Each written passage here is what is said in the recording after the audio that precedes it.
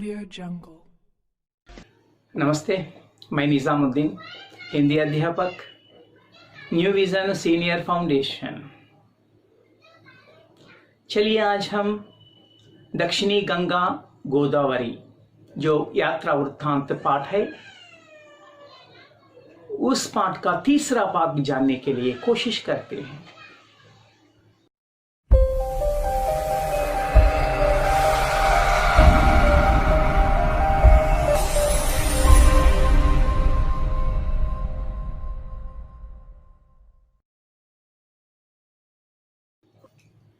विपत्तियों में से विजय सहित पार हुआ राष्ट्र। तरह तरह के कष्ट आते हैं एक देश को। उन कष्टों से विजयी अगर प्राप्त कर एक राष्ट्र जिस तरह अपने वैभव की नई नई चटाइयां दिखलाता है, अपने वैभव की, अपनी आनंद की नई नई चटाइयां रंगों को दिखलाता है और चारों तरफ अपनी समृद्धि फैलाता है, अपनी जो कोशिश करते करते अपना जो राज्य है, राष्ट्र को फैलाते रहते हैं। उसी तरह गोदावरी का अखंड प्रवाह पहाड़ों में से निकलकर अपने गौरव को साथ में ले आता हुआ दिखाई पड़ता हो। जिस तरह कष्टों से एक राष्ट्र बाहर आता है, अपनी समृद्धि को फैलाता जाता है, उसी प्रकार अखंड प्रवाह जो गोदावरी का है पहाड़ों में से निकलता है।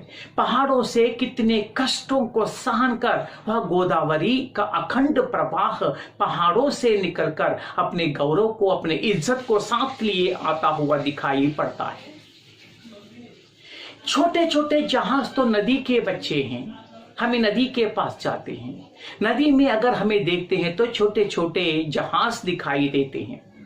श्री काका कालेलकर जी महान लेखक कहते हैं कि नदी में दिखाई पड़े छोटे छोटे जहाज नदी के बच्चे हैं, जो माता के स्वभाव से परिचित होने के कारण, माता गोदावरी का जो स्वभाव है, मातृ हृदय की जो स्वभाव है, वह स्वभाव को परिचित होने के कारण उसकी गोद में या गोदावरी माता की गोद में मनमाना नाचते हैं, खेलते हैं, उछलते हैं और कूदते हैं। तो उन्हें इससे रोकने वाला कौन है? क्योंकि माँ के पास सभी बच्चे खेलते हैं, कूदते हैं, उछलते हैं, तो माँ उनको रोकती नहीं। और दूसरा कौन है रोकने वाला? लेकिन काका कालेलकर जी फिर अपना जो अभिप्राय है उसको बदलते हैं। काका कालेलकर जी कहते हैं, बच्चों की उपमा तो इन नावों की अपेक्षा प्रवाह में जहां तहां दिखलाई पड़ने वाली जो भंवरें हैं, भंवरों को देनी चाहिए। पहले तो काका कालेलकर जी कहते हैं कि छोटे जो बड़े जहाज नदी में दिखाई पड़ते हैं ये नदी के बच्चे हैं।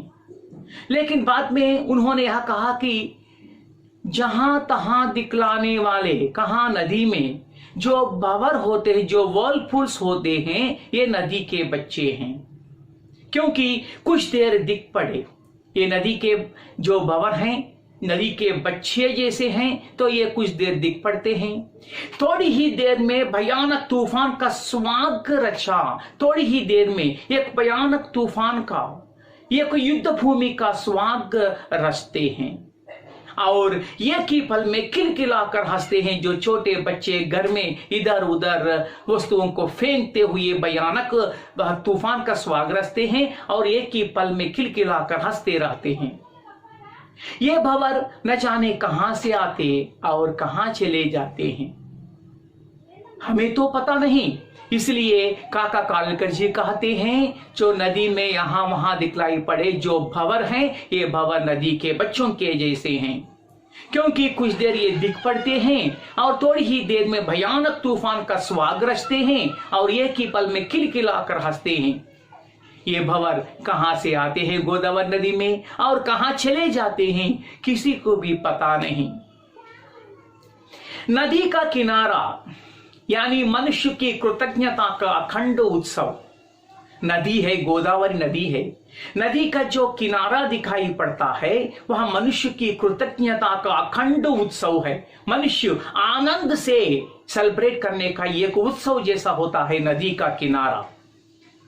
क्योंकि अगर नदी ही नहीं रहती है तो किनारा कहां से आता है, पानी कहां से आता है। इसलिए सभी लोग अखंड उत्सव मनाते हैं, भक्ति श्रद्धा से वह गोदावरी की पूजा करते हैं। इसलिए काका कालेलकर जी कहते हैं नदी का किनारा यानी वहां मनुष्य की कृतज्ञता का अखंड उत्सव।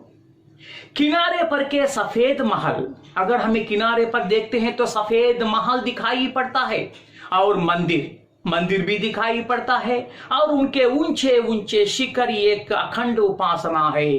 तो किनारे पर सफेद महल दिखाई देते हैं, सफेद महल के आसपास मंदिर दिखाते हैं और मंदिर के ऊंचे ऊंचे शिखर एक अखंड उपासना के जैसे दिखते हैं, जो भक्त लोग वहां जाकर भक्ति श्रद्धा से गोदावरी मैया की पूजा करते हैं। लेकिन काका कालेलकर जी कहते हैं मंदिरों के घंटानाद की लहरों को देखिए, इसलिए भक्त लोग नदी की लहरों पर से मंदिरों की घंटानाद की लहरों को इस पार से उस पार तक पहुंचाते रहते हैं। सभी भक्त लोग गोदावरी नदी के पास जाते हैं। देखिए क्या करते हैं, नदी की जो लहर होते हैं, जो तरंगे होते हैं, सो नदी की लहरों पर से, वो तरंगों पर से मंदिरों की घंटानाद की लहरों को, मंदिरों में जब हमें घंटा बजाते हैं, घंटानाद की लहरों को इस पार से उस पार तक पहुंचाते रहते हैं। कौन? हमारे भक्त लोग, संस्कृति के उपासक या भारतवासी इस जगह गंगा जल के आधा कलश गोदावरी में उंडेलते हैं। हमारे भारत के संस्कृति के जो भक्त लोग होते हैं, कल्चर को अच्छी तरह उपासना करते हैं, ये लोग क्या करते हैं, गंगा नदी के पास जाते हैं, गंगा नदी की तप करते हैं और गंगा नदी के जल से कलश भर कर लेते, वह कलश आधा कलश गोदावरी में उंडेलते हैं। आधा कलश का जो पानी है गोदावरी में डालते हैं और उस आधा कलश गोदावरी के पानी से भर कर ले जाते हैं। इसका अर्थ होता है हमारे भारत के संस्कृति के उपासक को जिस तरह गंगा नदी पवित्र है, उसी प्रकार गोदावरी नदी भी इनको पवित्र लगती है। श्री काका कालेलकर जी इस तरह कहते हैं, माता गोदावरी को माता की संज्ञा दी है। माता क्या नाम दिए हैं? कौन? श्री काका कालेलकर जी। माता गोदावरी राम लक्ष्मण और सीता से लेकर हमारे जो भगवान है, राम लक्ष्मण और सीता से लेकर बूढ़े जटायु तक, जो जटायु जो पक्षी है वह बूढ़े जटायु तक सबको तूने ही स्तन्यपान कराया है। काका कालेलकर जी कहते हैं हमारे भगवान राम हो, लक्ष्मण हो, सीता हो और बूढ़े जटायु तक तूने ही स्तन्यपान कराया है।